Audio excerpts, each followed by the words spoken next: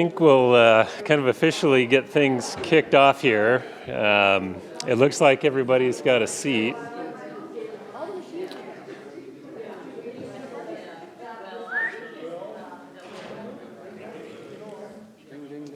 Yep. So if I can get everybody's attention, we'll get rolling here.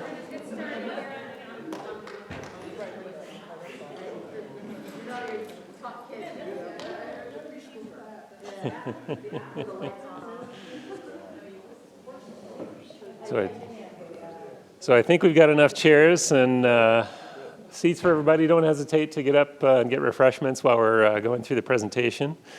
Welcome. Thank you for taking the time to join us today. We really appreciate it.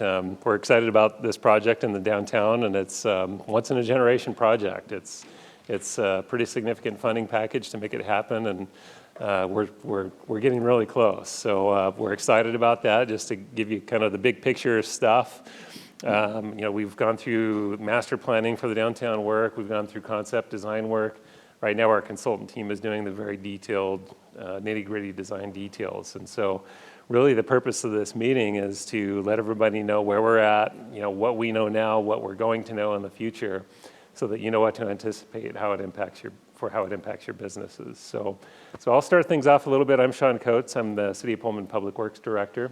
And we've got a lot of our consulting team members here today to talk about the design work, to talk about what's coming, and I'll just kick it off from there. So I'll hand the baton to Matt Gillis with Welch Comer. Thanks, Sean. And as Sean mentioned, thank you for being here. It's really important, I think, for us to get feedback from you and for us to give you as much information as we can. I'm here with my colleagues, Courtney Kramer from Welch Comer, Adam Dorsey from Welch Comer, and Del Hatch from Bernardo Wills. And some of us will be speaking on different topics. Also, Jennifer Hackman will speak on some specific business strategies that you might consider. We have about an hour, and so we will try to get through the presentation. And then after the fact, we're going to break out into three different stations, and you can meander from station to station. But that's where we want to answer your specific questions and spend the one-on-one time getting detail and giving information, because we want to be respectful of everybody's time in this hour.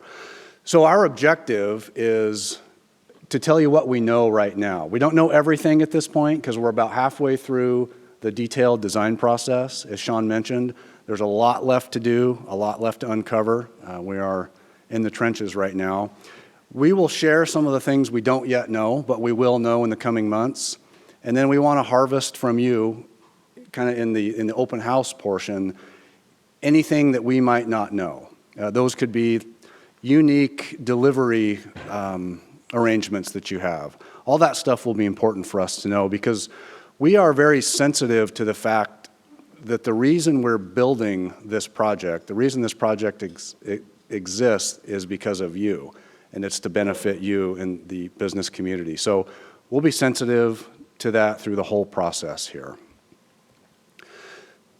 So as Sean mentioned, this large, complex public works project has a life, and we've gone through the concept design where we've gotten very definitive direction from the steering committee and the city council.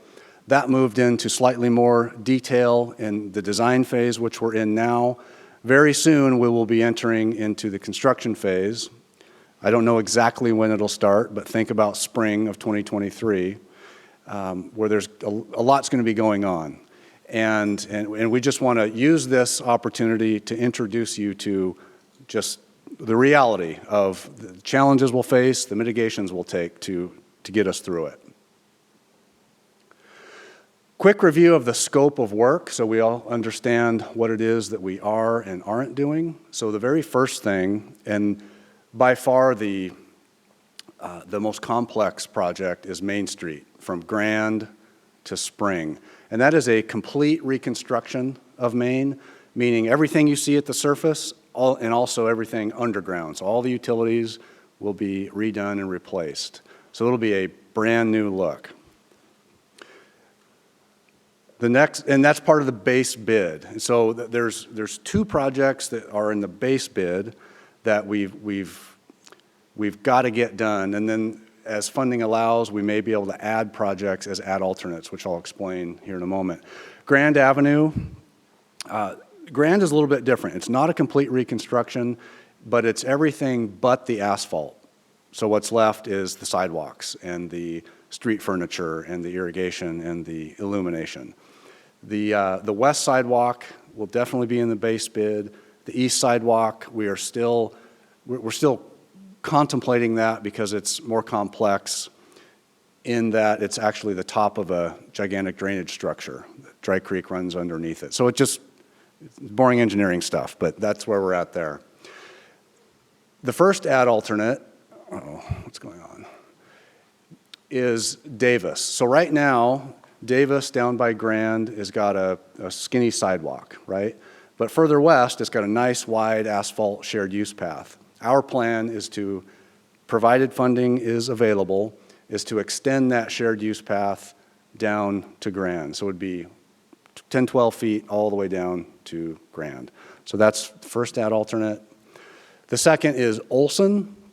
Olson is primarily traffic signal work, intersection curbing and sidewalk work, and then pavement marking changes, not necessarily roadway reconstruction. Okay, so the pavement markings are an effort to increase the number of parking stalls in downtown by converting from parallel to angle parking.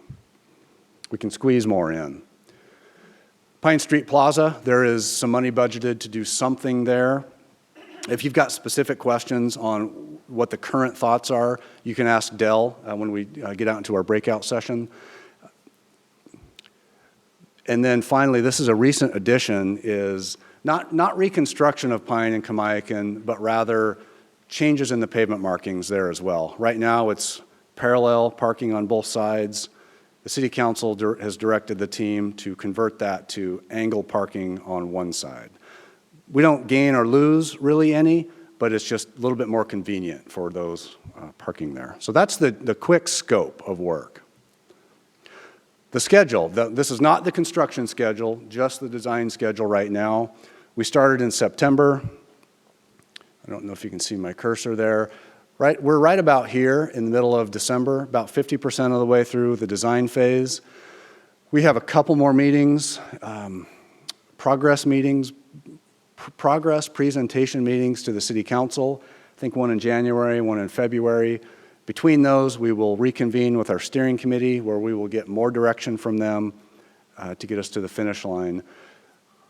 We anticipate a bid phase next spring, early 2023, and then begin construction around mid-May.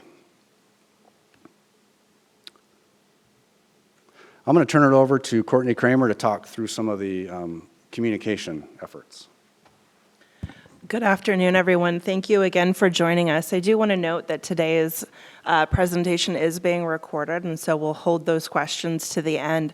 We are also asking that you sign in as you come in the door. We want to make sure that we're able to follow up with folks. We appreciate you being here, and we'll make sure that this presentation is publicly available so that if you have employees, neighbors, friends, colleagues that want to know what happened, you can send them the link. My job is to help us anticipate construction so we're in phase 2, right, final design, and now is the time to think about what problems or challenges can we identify now, anticipate, and work proactively to solve, because there will be moments during construction that we have to be reactionary. So the more problem solving we can do now, the better for everybody. And the questions that we should think about come from everybody, from a property owner, a business owner, an employee, to a customer, to a visitor, to little kids. When is library story time, and how will that be impacted? So that's what we're working to do with this current outreach.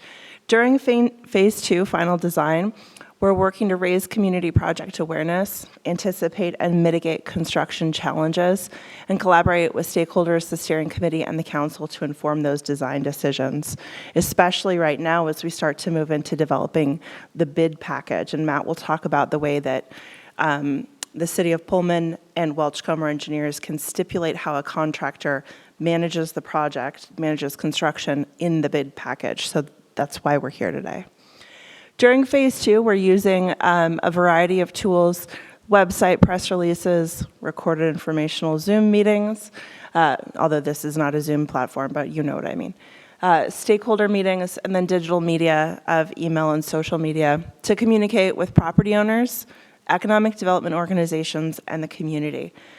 For property owners, we really want to help property owners avoid surprises. This is an opportunity to think about reinvesting in your building. Is now a good time while the street is dug up to think about putting in a fire line in anticipation of fire suppression? Do you maybe want to create a restaurant space? Is now a time to put in a grease trap interceptor while the street is torn up because you don't want to pay a significant fine for a street cut permit in 2 years? When I say significant, what's a ballpark on a street cut permit in 2025? I could make up a number. Well, it's several hundred. Several hundred. I was going to add a couple of zeros, but Sean is being more gracious than I am. So think about how you might want to use this time to also reinvest in your building and also to anticipate potential construction challenges, and Matt will talk about those a little bit more. We are really pleased to have such a strong partnership with the economic development organizations, and they're really eager to help their constituents and to think about ways to leverage the impact of the construction. A lot of us right now are focused on getting through 2023 and maybe 2024, but now's also a good time to start thinking about, okay, there's going to be another 5 feet of sidewalk in front of my business and at the end of 2024. How am I going to use it? Are we going to do a sidewalk sale every Saturday? What benches and seating do I want to have out there for my customers? Think about those things now so that we can activate this fresh, dynamic space. For the community, it's really important to generate excitement for the project. This project will still disrupt their daily commute, and so that there's going to be some teeth gnashing, and that's okay, but it's also an opportunity to talk about the excitement about reinvesting in downtown. And then for the community, we really want to challenge our community members to support businesses downtown during construction. The economic development organizations have some ideas. We definitely want to see different organizations, be it from a realtors association to Rotary clubs, thinking about ways that they can help those businesses. During construction, and we're looking ahead here, we're starting to get into where the crystal ball is not quite clear yet, but we're getting there. The bid documents can tell the contractor what they will execute. It is Welch Comer's responsibility to enforce the contract. And then during construction, the plan right now is that communication and content will originate from Welch Comer and the city to be distributed by the City of Pullman, by the Downtown Pullman Association, and through the Pullman Chamber of Commerce. As with the concept design phase, we don't need to build a whole social media platform for Project Downtown Pullman when we've got such great partners that we can leverage. So we appreciate their help. We do want to note that communication and communication tools will be tailored to the audience. For those of you that are able to stick around when we're done, Phase 3 Communication Construction Board over there is a fairly detailed matrix right now of how we think, what I can anticipate you'll want to hear from us, but I'm looking for your input. You all know how you like to receive information, and so please stop over there, look through those notes. It's too complicated to put on a slide, but look through those notes and please provide us with feedback. Those categories, and these are all over there, but business impact mitigation, construction schedule, vehicular traffic control, and utility access and disruption. We're thinking about audiences that are business owners, downtown residents, economic development agencies, elected officials, general public, and property owners, and the communication tools that are readily available. Email, we will have on-site Welch Comer staff. Matt will talk through that a little bit more. And then on-site construction contractor staff, telephone, text, short video, website updates. With that, if you aren't able to stick around afterwards, please shoot me an email, and we're happy to add those into our notes as we plan for that bid document. With that, I'll turn it back over to Matt. Thanks, Courtney. Some of what I'm going to talk about is a little bit of a repeat, but maybe slightly more detailed from what Courtney just mentioned. But in the downtown, particularly on Main Street, as complex as it is, there will be times where it's very inconvenient. It's going to be tough. There will be changes to access here and there, both from a pedestrian and vehicular standpoint. So there will be delays or times when, for example, people can't get to your front door. And that's when, frankly, when they are replacing the sidewalk. So there could be a time, and we don't know these numbers exactly yet because we're still working through the detail, but the prime example is, and one of the primary questions you have is, how long is my front door going to be closed? Well, the fact is we've got to come in, the contractor remove sidewalk, and then we don't allow them to leave sidewalk gone and leave your door closed, and then 2.5 months later they come and pour that sidewalk. We don't allow that. And so our goal is to shorten those durations and those closures as much as possible. So the details, very quickly, are we remove the sidewalk, which takes some time. Then there's got to be some grading, moving some of the dirt around, dealing with some of the rogue tree roots that have gotten in the way, because we don't want those around. Then we set the forms for the sidewalk. That takes some time. Then we pour the sidewalk, and then we've got to keep people off of it for a couple of days while it's curing. So there's just some time that we'll be communicating more and more as we get closer to those events. There will be traffic challenges as we're tearing up the road, building water, building sewer, paving. There'll be changes to traffic. There'll be dust and noise and vibrations, and I'm going to get to some of the mitigations here in a moment. I don't mean to be doom and gloom. We're just trying to be real with you. Changes to deliveries and pickups. That's one of the things we really want to know from you, how that might change. And then there will be surprises. There'll be a tank we find that's 80 years old. There'll be a coal chute under the sidewalk that nobody knew about, or a giant rock in the bottom left corner that we've got to deal with. Guaranteed, there'll be some surprises that we will work those problems. So how do we work these problems? How do we mitigate the delays and the impact on you? Because again, we understand that we're here for you. One is we put together a good set of contract documents. Our plans and specs, although never 100% perfect, they are very, very clear. So the contract that the contractor and the city have is very clear, and it's our job to enforce it. And we know those specifications and the plans inside and out, and we have no problem holding a contractor's feet to the fire. At the same time, we want to collaborate with them and be firm but fair is what how we like to work with contractors. Courtney mentioned we'll have on-site representation. We'll have folks on-site every single day. You might not see them at your front counter every day, but probably once a week they'll be coming in, asking how things are, because they're going to want to know, what are you struggling with, what's going well, where can we make course corrections. And their job is also to be watching over the construction and the contractor. The city, ourselves, and the contractor will meet every single week, so we understand exactly what their upcoming schedule is. We understand the surprises, and we understand how progress is going. Because our goal is the same as your goal. We want to get the project done and get the contractor out of Pullman so life can get back to normal. So we'll be tracking the schedule very, very closely with them. So those are some general mitigations. Courtney alluded to this as well, but it's important to you and it's important to us that we will be communicating with you. We don't know exactly how yet, but in any and all ways that are deemed effective, because we want you to understand what's happening. Same with the public. Also, our goal is to maximize access to your business, and I alluded to this already, where the sidewalk example. We want pedestrians to be able to get to your business, but we also want to build the road, and so it's this balancing act to make sure it happens. And if we need to make special accommodations, a quick example is that photo in the top, we'll say middle right here. This happened to be in Colville, where we had told the property owner and the businesses, okay, tomorrow we're pouring sidewalk now.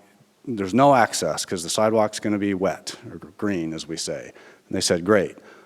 Well, that morning, right after we poured sidewalk, they said, oh, I forgot to tell you I have an $80,000 delivery that I can't turn away because it's perishable. So we put together kind of a hillbilly solution, and we made it work for them. And so that's what we're here to do, is to help you through it. There will be limitations, but we are on your side. We also intend to be very clear to the public that businesses are open. When access is opened, we do that through signing, through the public outreach that Courtney mentioned. So the stuff I just talked about, Adam and I will be right over here. We'd love to talk to you about any specific concerns or answer any questions. Oh, and then one other thing is, one of the ways that we may communicate progress and upcoming schedules and potential closure schedules is newsletters. We can create these, whether it's once a month, whether it's every 2 weeks. Things like this will be distributed in one manner or another to the public, so you know what's going on. So I think I'm going to turn it over to Jen, and she's going to chat about some specific business resources. Thanks, Matt. Good afternoon, everybody. Thanks for being here. We are all so excited about this project, and we know we've been waiting for it for a really long time. At the same time, we have to be able to get through it. So I was asked to kind of put together some resources and tools and tips, and I was aided by the colleagues of mine that are in the room in doing that. And so what I've kind of developed just are some punch lists, and these may not all apply to all of you. It's just some things that we so far have thought that would be helpful. And I want you to come away with kind of 3 ideas here. 1, now is the time to start planning. We are 5 months away. It's going to go rapidly. So really, right now, especially if you're a business owner, is the best time to be thinking through how you are going to mitigate the impacts of construction. And some ideas here, developing some prediction scenarios. We don't know exactly what sales are going to look like. We will be communicating, my colleagues, and I know all of you who are business owners and you are leaders as well. We'll be communicating to the public, don't avoid downtown, come downtown. Now's the time to come downtown, see what's happening. But we don't know what's going to happen to sales. So you might think about doing some prediction scenarios and putting it on paper. So first idea, start planning now, put it on paper. Here's some ideas for as you do that, working with your employees to do that. Empower them if you can, if you trust them. That helps them build their skills and be more invested. And they probably know a lot about what's going on too. I will talk about some financial resources in a minute, but I'm going to ask Nick Pizzilionis to come up because Nick's already been kind of thinking about this. Of course, he's the owner of the Black Cypress. He's also involved in the Economic Vitality Committee of Downtown Pullman Association. So take it away, Nick.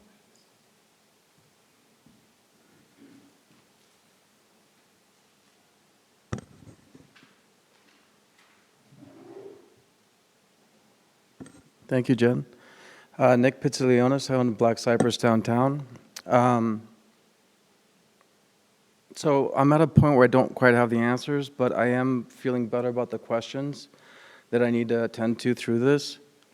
Start by saying what I do know from the last 13 years. Summers, as is, are very difficult. They're very volatile, not quite clear what to expect on any given day. You might have 3 slow days, and then we have a very busy one, so staffing can be very tricky. And for me in particular, where I have a large staff, that can really hurt if we don't approach that tactically. I might have 2 bad weeks in the summertime, and then it would take a whole several months of fall to make up for that hole that I got into. So already summers are a tricky thing. And in this case, obviously, it's a whole set of new factors in play that might aggravate that tons. So I'd start with what I know at this point, what questions I want to attend to, and resources to find to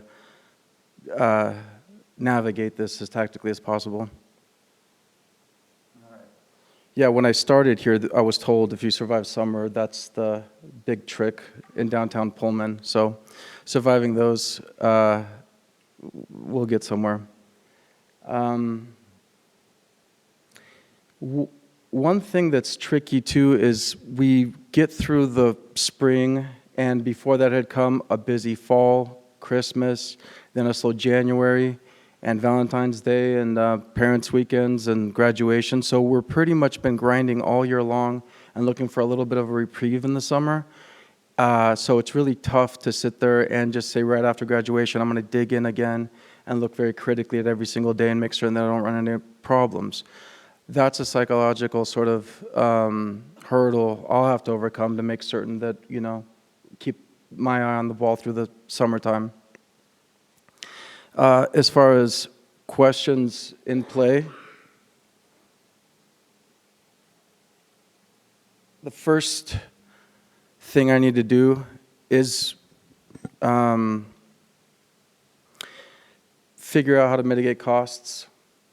I first disaggregate the fixed ones from the variable. So fixed costs being primarily my rent, insurance, utilities, debt, the fixed debt that we have, property tax if I can do anything about it. Learned through COVID that where you just accept these for being what they are. Now I know that these can be more flexible. I can work with some people. As far as the rent's concerned, I'm also the landlord in my building, so I have a tenant upstairs. I want to work with them and make certain I could do everything I possibly can to let them ride this out. If they want to close for a period of time, give them a break from that perspective. Anything I can possibly do to just help them through as well.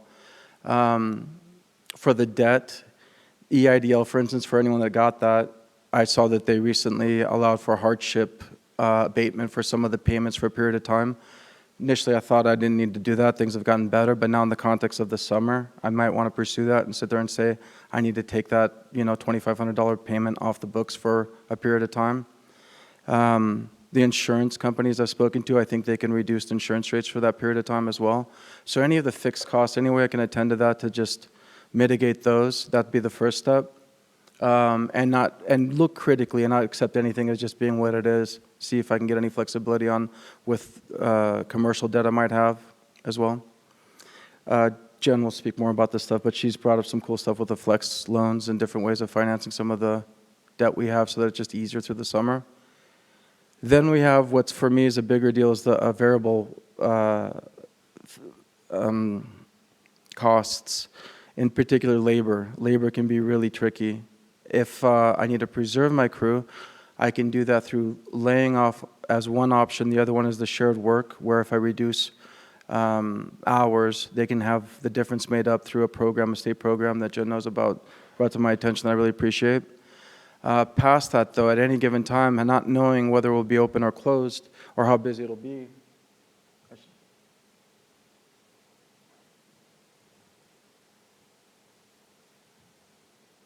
I have a minimum of what it would take for a crew to operate my restaurant, so I can never come shy of that. Once I do the math and figure out, after all this, the biggest question is, should I stay open, and for how long?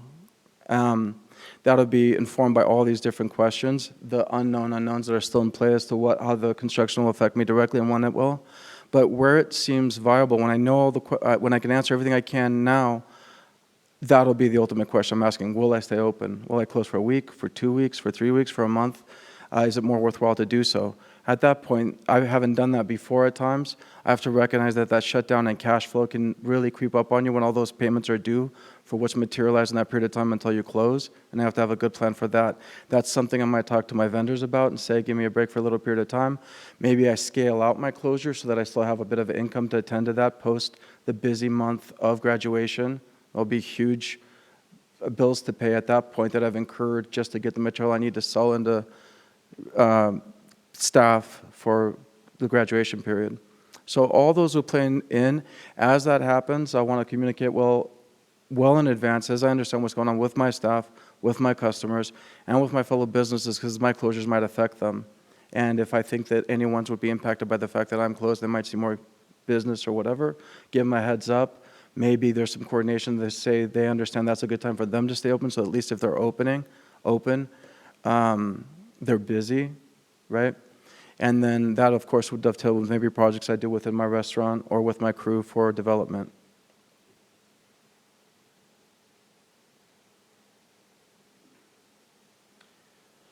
Past that, I would also, of course, look for outside resources, any help if there's out there. I want to look for grants, potential other loans for restructuring. Not shy about that. I think what's critical through all this is to survive this. On the other end of this, we'll all be better. I've been waiting for this too for a very long time. Very excited about it all.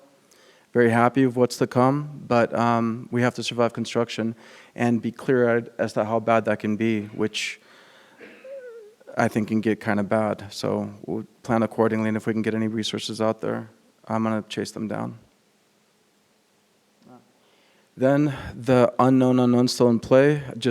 I want to, communication, get all the information we can from all the officials, share it with everyone out there, and then that will inform the ultimate decisions they have to make. And again, this is really sneaking up on us. The time's running out quick, it seems. Okay.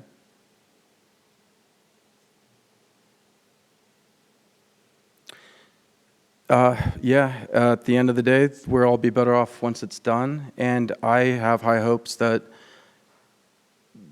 among other things, summers won't be something that destroys businesses anymore. A viable downtown that's pedestrian friendly, that people want to spend time at from our region, I think ultimately will be that game changer that gives us a resilience as businesses in downtown Pullman that I've been waiting for a long time. So, thank you.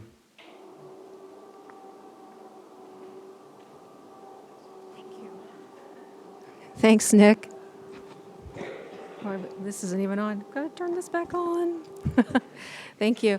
So I remember I said 3 things and I only gave you 1. The first one is business planning. The second thing to remember is strengthening communications. And there's a few more punch lists here that I'll go through. But the third one then is that you have resources and tools, use them. So a few programs I'll kind of just walk through kind of quick, because I know that not all of these programs are going to be relevant to each and every one of you. But I do want to let you know there is a small business flex fund from the state right now. There is a shared work program. You, of course, can reach out to your banker about a line of credit. And this is all if you decide that bumpy ride, that you're going to need some cushioning. And then there is going to be for those of you in the hospitality industry who were impacted by the pandemic, there is another hospitality grant coming in the spring. I don't know the eligibility for that, and I don't know how much each business would expect to get from that grant, but I do know there will be about $85 million across the state. So I do have flyers on this Flex Fund program. It's about $150,000 that you can get in a loan. Very easy, very flexible, and pretty competitive at 4% interest for business and 3% for nonprofits. So if you're interested in that, the window closes mid-February. So before the construction starts, the window closes. So take a look at that now, if that's something that you think might be of benefit to you. This shared work program is also pretty flexible and available to most businesses in the state. It's essentially where your permanent employees, instead of laying them off, if part of your plan is to get lean with your labor cost, instead of laying people off, you can cut hours, and then those people can access a percentage of unemployment insurance to make up the difference.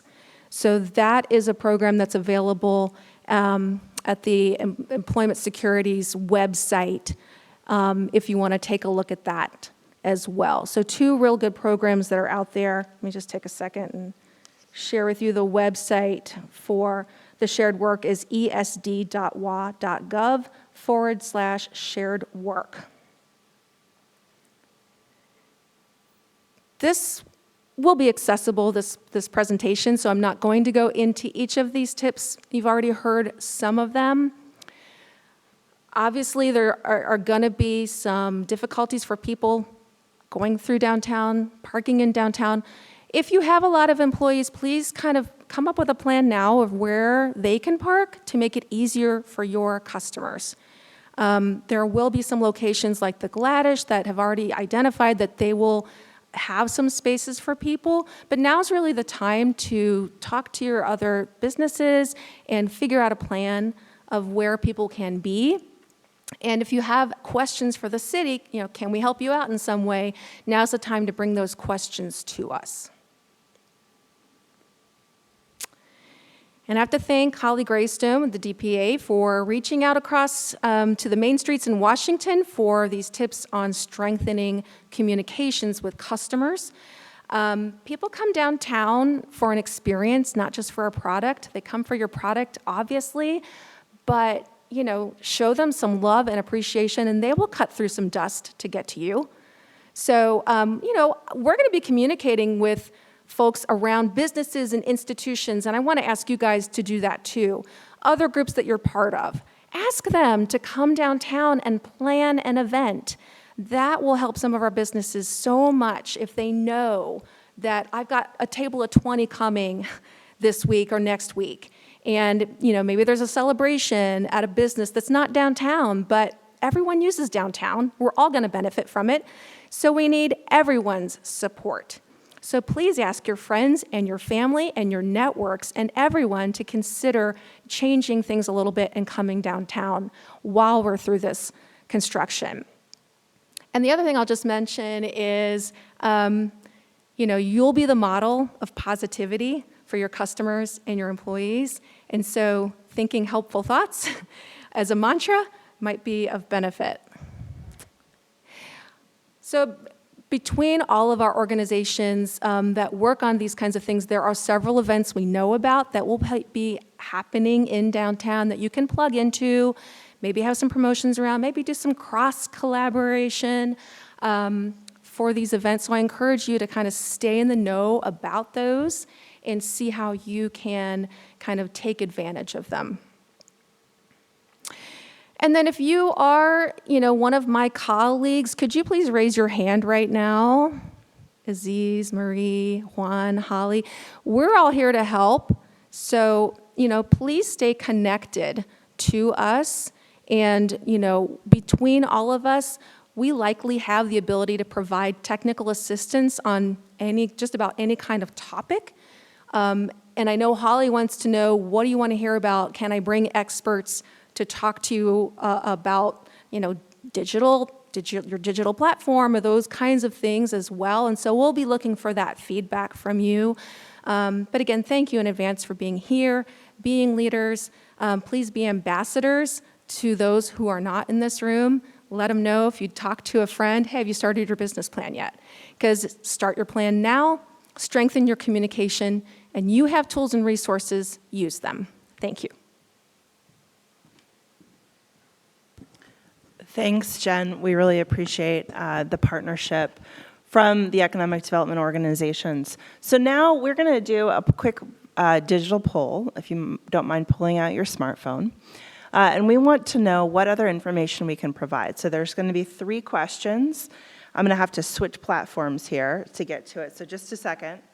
We'll go.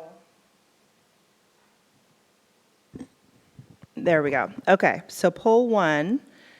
If you go ahead and can use that QR code, and it's a multiple, you can select multiple options. The question is, what technical assistance will best help you prepare for construction? Does anybody not have a phone that would like to use the poll? There we go. Yeah, the question was, anybody not have a phone, we can lend you one out. As many as you'd like, yes, thank you.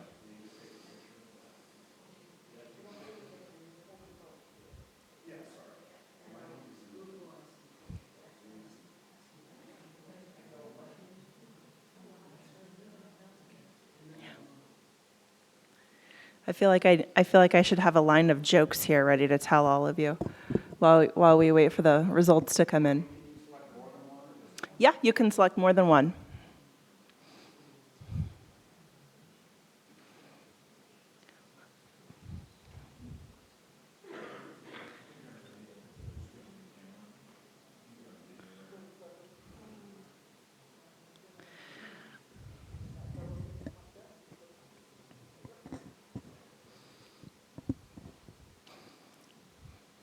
So again, with the need to have a line of jokes, I will tell you all, we got a puppy on Sunday. I have a 10-year-old daughter and a 2-year-old daughter and a puppy, and that's a recipe for not a lot of sleep. So as I see you all next summer, you may also see me and the puppy as we are out and about in the community. Okay, I think seeing everybody have their phones down, we'll call that good and move on to the next question.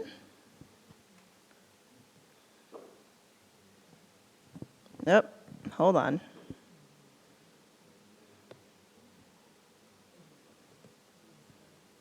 Yeah, it'll change for you on your phone. There we go.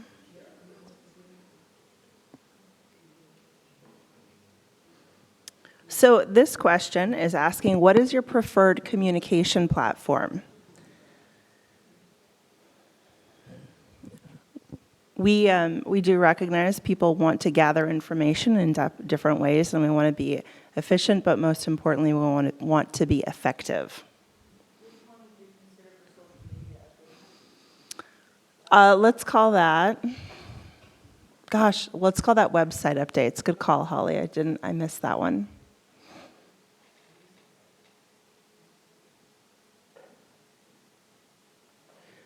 I would also advise that as you think about your response to this, think about how you're going to get the information, but then if you have staff members you need to share it with, how are you going to share it with them? Are you going to forward an email, send a text, etc.?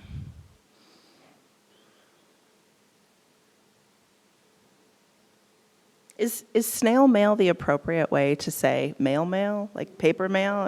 Is that in the Urban Dictionary now? Okay. All right, I'll launch the third question.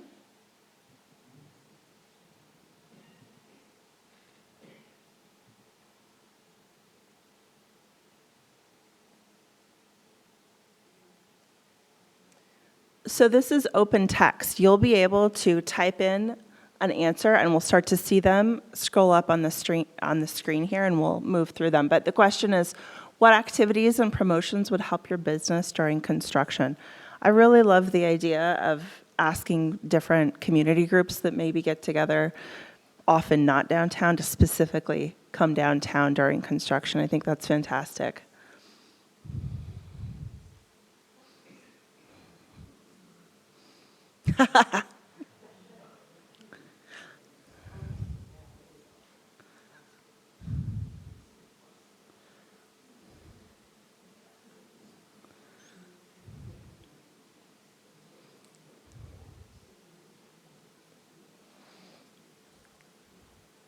All right, answers thus far: keeping people informed, alternate access, opportunity to discuss utilities improvement options.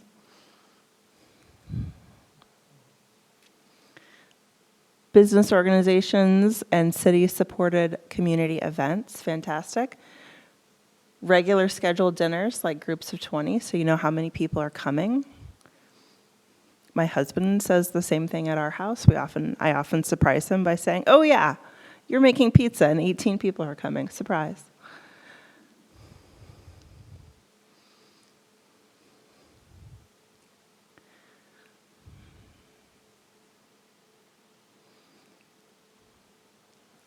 Okay, we'll give it another second or two and tell us what's happening. Make sure businesses keep access, social media, compensation from the city for loss of sales, more events to generate excitement of the project and let people know how they can get downtown. I keep joking about communication, thank you, well-designed dynamic signing and detour plan, that's helpful. I keep joking about an event that includes a street closure permit and a big party in the middle of the street.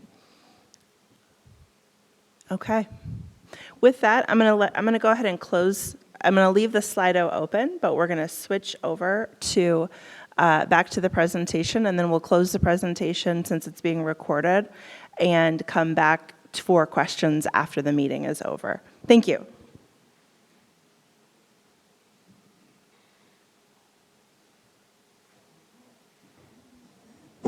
Okay, Matt, do you want to talk through next steps, or am I? I will. Okay. So with that, we really appreciate your time this afternoon, on this snowy December afternoon. We look forward to bringing you all back together at some point in the spring when we have answers to many of these questions. We want to make sure that we provide as much information as we can about what you could anticipate. And so with that, we'll look to have information to the City Council in January, and then again in late February, see the project go out to bid. And we do anticipate commencing construction sometime in May, though we may see some preliminary work as early as April, things like maybe taking out bike racks or things like that. But again, you'll see that information. So thanks. If you have the ability to stick around, I'll be over there. Dell and Adam will be back here. Or no, Dell and Adam will be back there. Matt will be up here. We're happy to answer questions on specific subjects or follow up as needed. But thank you very much. We appreciate it.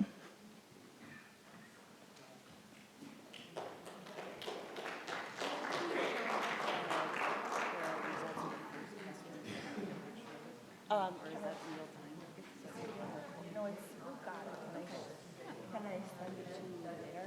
Okay. Since it's